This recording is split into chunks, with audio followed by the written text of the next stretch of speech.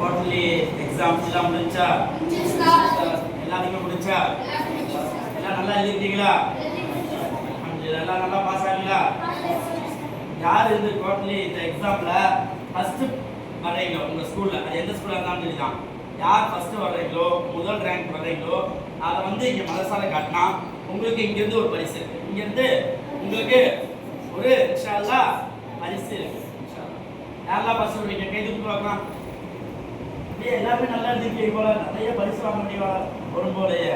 அல்ஹம்துலில்லாஹ். அது தருவாங்கல்ல, அந்த இது தருவாங்கல்ல, ரேங்க் சீட் தானே, அது இல்லை, அது கொண்டு வந்து என்கிட்ட காட்டினீங்கன்னா இன்ஷா அல்லாஹ் உங்களுக்கு இங்கே ஏதாவது ஒரு நிகழ்ச்சி நடத்துவோமா இல்லையா, அந்த நிகழ்ச்சியில் வச்சு இன்ஷா அல்லாஹ் உங்களுக்கு என்ன தருவோம், மதரசாவை படிச்சுக்கிட்டு ஸ்கூல்லையும் நல்லா படித்தார் இந்த தம்பி, இந்த குழந்தை, இந்த பொண்ணு, இந்த பாப்பா ஸ்கூல்லையும் நல்லா படிச்சுட்டு இங்கேயும் நல்லா படிச்சிச்சு அப்படின்னு சொல்லி என்ன செய்வோம், உங்களுக்கு உங்கள் மதரசா சார்பாக இன்ஷா அல்லாஹ் பரிசு தருவோம். ஓகேவா?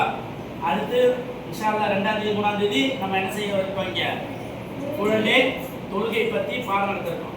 ஃபுல் டே எதை பற்றி பாடம் நடத்திருக்கோம்? இதில் யாருக்குமே லீவு கிடையாது. இதில் என்ன யாருக்குமே எல்லாரும் கண்டிப்பாக வரணும். எல்லாரும் என்ன செய்யணும்? கண்டிப்பாக வரணும்.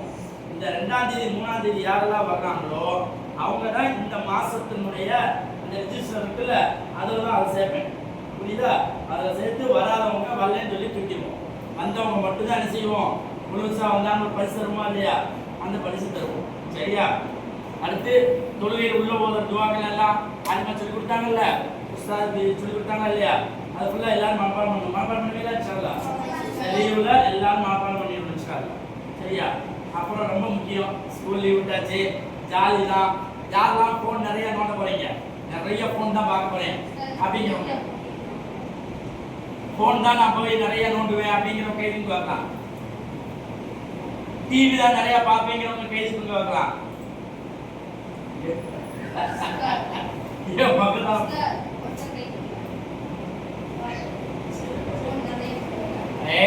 யாரும் வீட்டுல போன் கேட்க கூடாது.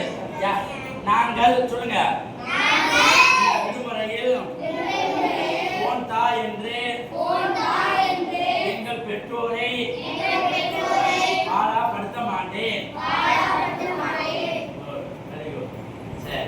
அடுத்து 5 நேர தொழுகைக்கு பள்ளிவாசலுக்கு செல்வேன். சொல்லுங்க, 5 நேர தொழுகைக்கு பள்ளிக்கு செல்வேன்.